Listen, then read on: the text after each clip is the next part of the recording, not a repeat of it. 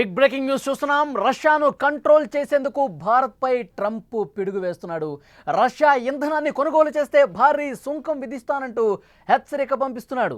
500% సుంకాలు విధించేందుకు రెడీ అవుతున్నాడు. America senate బిల్లుకు ట్రంప్ సంపూర్ణ మద్దతు తెలియజేస్తున్నాడు. రష్యా సంబంధాలతో పెట్టుకుంటే, రష్యాతో ఏ దేశమైనా సంబంధాలు పెట్టుకుంటే పన్ను తప్పదంటూ వార్నింగ్ ఇస్తున్నాడు. ఇదే జరిగితే గనక భారత్ మీద తీవ్ర ప్రభావం ఉండే అవకాశం కనిపిస్తోంది.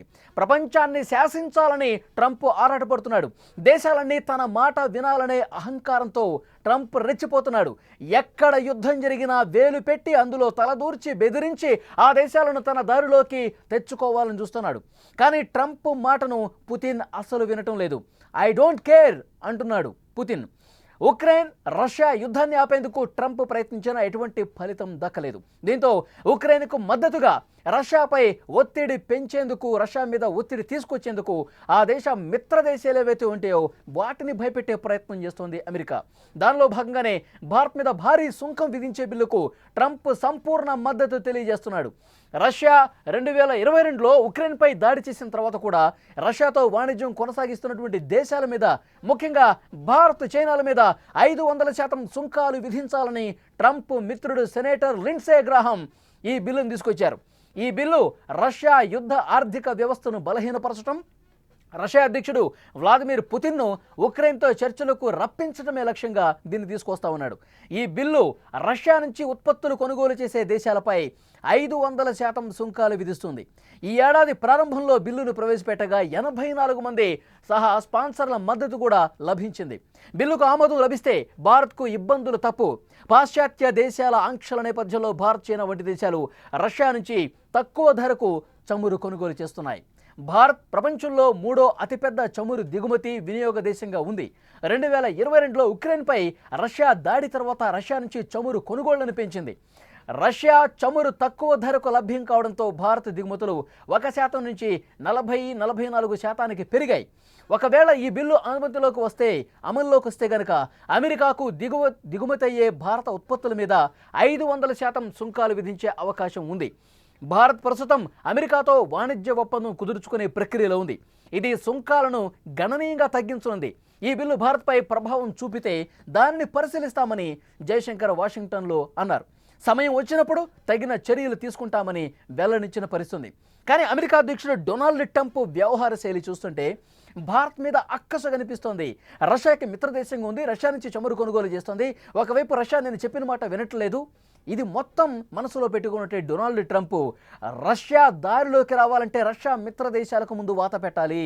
రష్యా మిత్ర దేశాలను ఫస్ట్ దారిలోకి తీసుకురావాలి. రష్యా మిత్ర దేశాల మీద ఆంక్షలు విధిస్తే, సుంకాలు విధిస్తే అప్పుడు రష్యాకు కూడా దెబ్బ పడుతుంది. ఎందుకంటే రష్యా నుంచి పెద్ద మొత్తంలో చమురు కావచ్చు, సహజ వాయువులు కావచ్చు, యురేనియం కావచ్చు, ఇవన్నీ కూడా రష్యా నుంచి భారత్ దిగుమతి చేసుకుంటుంది. కాబట్టి ఇప్పుడు భారత్ మీద దిగుమతి సుంకాలు 500% పెంచితే అప్పుడు ఈ దేశాలు దారిలోకి వస్తాయి. రష్యా కూడా ఈ ప్రభావం తీవ్రంగా రష్యా దేశం మీద కూడా పడుతుంది. అప్పుడు యుద్ధం గురించి నేను గంటలు ఫోన్ చేసి మాట్లాడుతూ ఉంటాను పుతిన్తో. ఒక్కసారి కూడా అతను వెనక్కి తగ్గడు. ఉక్రెయిన్ని నాశనం చేయాలని చూస్తూ ఉంటాడు.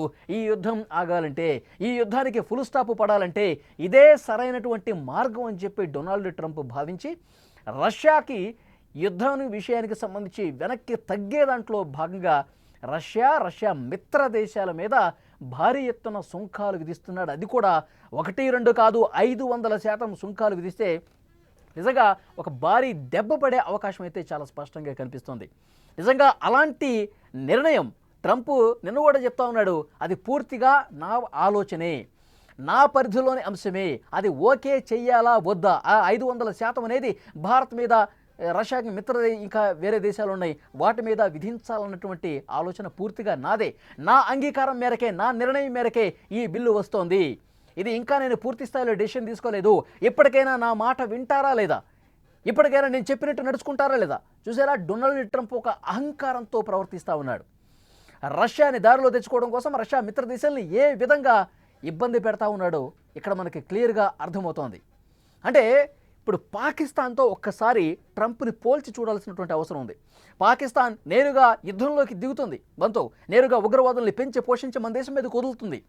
అలాంటి మైండ్ సెట్టే డొనాల్డ్ ట్రంప్ది కూడా. పాకిస్తాన్ నేరుగా యుద్ధం చేస్తే డొనాల్డ్ ట్రంప్ ఒక మైండ్ సెట్తో యుద్ధం చేస్తూ ఉంటాడు. దారిలోకి తెచ్చుకోవడం కోసం ఒక సైకలాజికల్గా మెంటల్గా ఇబ్బంది పెడతా ఉంటాడు. ట్రంప్ పాకిస్తాన్ కంటే అతిపెద్ద ద్రోహిగా చూడాల్సిన అవసరం ఉంది. పాకిస్తాన్ కంటే చాలా డేంజర్ వ్యక్తిగా డొనాల్డ్ ట్రంప్ను పరిగణలోకి తీసుకోవాల్సినటువంటి అవసరం ఉంది. ఎంత దుర్మార్గంగా భారత్ మీద అక్కసు వెళ్ళగక్కుతున్నాడంటే తన మాట వినట్లేదని చెప్పి ఇప్పుడు అన్ని యుద్ధాల్లో మనం చూస్తున్నాం. ఇరాన్ ఇజ్రాయెల్ యుద్ధం కూడా ఇరాన్ మీద ఆ B-2 బాంబర్లను ప్రయోగించి పూర్తిగా ఇరాన్ని దెబ్బతీసే విధంగా అక్కడ ఉన్నటువంటి అణు కేంద్రాలను భూగర్భంలో ఉన్న వాటిని ధ్వంసం చేసేందుకు ఇజ్రాయెల్తో ఆయన నేరుగా చేతులు కలిపి దాడి చేసిన పరిస్థితుంది. అంతకు ముందు వరకు ఇరాన్ దారికి రావట్లేదు, నేను చెప్పినట్టు వింటలేదు. ఆయన చెప్పినట్టు వింటేనేమో దేశాలు మంచివి, ఆయన చెప్పినట్టు నడుచుకోకపోతే, ఆయన మాట వినకపోతే నేను అగ్రరాజ్య అధినేతని, నేను పెద్దనని, అందరూ నా కాళ్ళ దగ్గర పడి ఉండాలి, ఇలాంటి అహంకారంతో డొనాల్డ్ ట్రంప్ వ్యవహరిస్తూ ఉన్నాడు. మన దేశం మీద కూడా ఎన్నోసార్లు అక్కసు వెళ్ళగక్కిన పరిస్థితుంది. మనం నెత్తినోరు కొట్టుకుంటున్న పాకిస్తాన్తో యుద్ధం సమయంలో మా 2 దేశాల సైనిక ప్రతినిధులు చర్చలు జరిపి ఈ యుద్ధాన్ని మాకు మేమే ఆపామనుకుంటే ఈయన నోబెల్ శాంతి బహుమతి కోసం ట్రై చేస్తూ ఉన్నాడు కదా. ఈ యుద్ధాన్ని నేనే ఆపాను అంటూ ఎన్నోసార్లు ప్రకటన చేశాడు. మళ్ళీ నాలుక మడత పెట్టాడు ప్రధాని మోదీ. అది ఇది కరెక్ట్ కాదు, పద్ధతి కాదు అని చెప్తే ఒకసారి నాలుక మడత పెట్టి మళ్ళీ పాటపాటే పాడాడు. అంటే ప్రపంచ దేశాలన్నీ కూడా నేను చెప్పినట్టు వినాలి, లేకపోతే భారీగా సుంకాలు విధిస్తా, ఆ తర్వాత మీ ఇష్టం, ఆ తర్వాత నష్టపోతే నన్ను అడగొద్దు, ఇలాంటి మైండ్ సెట్తో ఇలాంటి వైఖరితో ఉన్నాడు. సో పాకిస్తాన్ మైండ్ సెట్ ఎలా ఉందో డొనాల్డ్ ట్రంప్ కూడా పాకిస్తాన్ కంటే డేంజర్గా చూడాల్సిన అవసరం ఉంది. ఇంకొక ఎగ్జాంపుల్ చెప్పాలి. యాపిల్ సంస్థ భారతదేశంలో పెట్టుబడులు పెట్టడానికి ఇక్కడ బ్రాంచ్ ఓపెన్ చేయడానికి అంగీకారం తెలిపితే మీరు భారతదేశంలో ఎట్లా స్టార్ట్ చేస్తారు? మీ యాపిల్ సంస్థ కార్యాలయాన్ని అక్కడ ఎందుకు ప్రారంభిస్తారు? అక్కడ ప్రారంభిస్తే నేను మళ్ళీ మీరు భరించలేనటువంటి పన్నులు వేస్తాను, భారత్లో మీరు పెట్టద్దు, నాకు ఇష్టం లేదని చెప్పి డైరెక్ట్గా భారత్ మీద అక్కసు వెళ్ళగక్కాడంటే మన దేశం మీద ఎలాంటి భావనతో డొనాల్డ్ ట్రంప్ ఉన్నాడు, మన దేశం మీద ఏ విధంగా అసూయతో రగిలిపోతున్నాడు అనేది కూడా ఇక్కడ చాలా స్పష్టంగా అర్థమవుతుంది. ట్రంప్ చాలా టిపికల్ క్యాండిడేట్. భారతదేశం మీద ఏదో రకంగా తన అసూయను చూపిస్తూ ఉన్నాడు. ఎందుకంటే భారతదేశం అన్ని రంగాల్లో ఎదుగుతోంది, భారతదేశం అద్భుతంగా ప్రగతి సాధిస్తోంది, అద్భుతంగా 4వ స్థానంలో అతిపెద్ద ఆర్థిక వ్యవస్థగా నిలిచిన పరిస్థితుంది. ఎప్పటికైనా భారతదేశంతో మనకి డేంజరే, మన అమెరికాని తోసుకుంటూ ముందుకు పోతుంది భవిష్యత్తులో. కాబట్టి ఏదో రకంగా ఈ ప్రగతిని అడ్డుకోవాలి అన్న ఒక అసూయ, ఒక ద్వేషం, ఒక కడుపు మంట డొనాల్డ్ ట్రంప్లో కనిపిస్తోంది.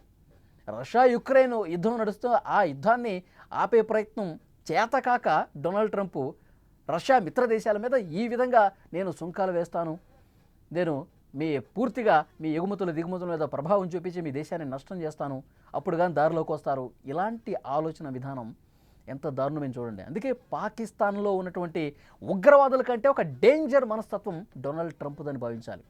సో చూద్దాం, మన దేశం కూడా చాలా స్పష్టంగా ట్రంప్ వైఖరి మీద ఒక ఆలోచనతో ఉంది. ట్రంప్ మైండ్ సెట్ని అనాలిసిస్ చేస్తూ ఉన్నారు. ట్రంప్ ఏ డెసిషన్ తీసుకున్నా దానికి అనుగుణంగా మనం ఏ విధంగా ముందుకు పోవాలన్నది కూడా భారత ప్రభుత్వం ఆచితూచి స్పందించే అవకాశం కనిపిస్తుంది. సో డెఫినెట్గా రష్యా కూడా ఇది నష్టమే. 500% సుంకం అనేది రష్యా మిత్ర దేశాల మీద పడిందంటే రష్యా కూడా ఇబ్బందికర పరిణామమే. సో ఈ బిల్లుకు ఎంతవరకు ఆమోదం పొందుతుంది, అన్న మాటను నిలబెట్టుకునే విధంగా డొనాల్డ్ ట్రంప్ వ్యవహరిస్తాడా, నష్టం చేసే విధంగా ప్రయత్నం చేస్తాడా, ఆ తర్వాత పరిణామం మీద కూడా మళ్ళీ మనం డిస్కస్ చేసుకోవాల్సినటువంటి అవసరం కనిపిస్తుంది. ప్రపంచాన్ని శాసించాలి అని ఆరాటపడుతున్నటువంటి డొనాల్డ్ ట్రంప్ తన మాట వినకపోతే ఇదే విధంగా అహంకారంతో రెచ్చిపోతాడు అనటానికి ఇదొక మరొక రుజువుగా, నిదర్శనంగా కనిపిస్తోంది.